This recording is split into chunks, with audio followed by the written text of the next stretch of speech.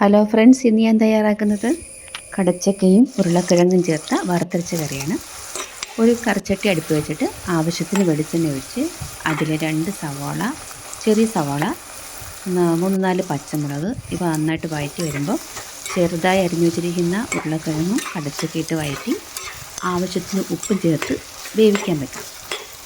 ഈ സമയത്ത് വേകുന്ന സമയത്ത് നമുക്ക് വറുത്തരയ്ക്കാനുള്ള തേങ്ങ ഒരു മുറി തേങ്ങയും 2 വെളുത്തുള്ളിയും 4-5 കുരുമുളകും കൂടി ചേർത്ത് നന്നായിട്ട് ഇതൊന്ന് വറുത്തെടുക്കണം.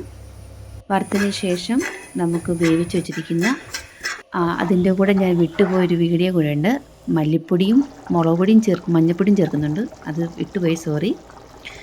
അരച്ച് വെച്ച അരപ്പ് നമ്മൾ തിളച്ചുകൊണ്ടിരിക്കുന്ന അരപ്പിലേക്ക് ഒരു ചെറിയ സ്പൂൺ മസാലപ്പൊടി ചേർത്ത് കഴിയുമ്പോൾ 5 മിനിറ്റ് കഴിയുമ്പോൾ തീ ഓഫ് ചെയ്ത്.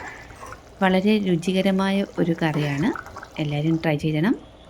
Thank you.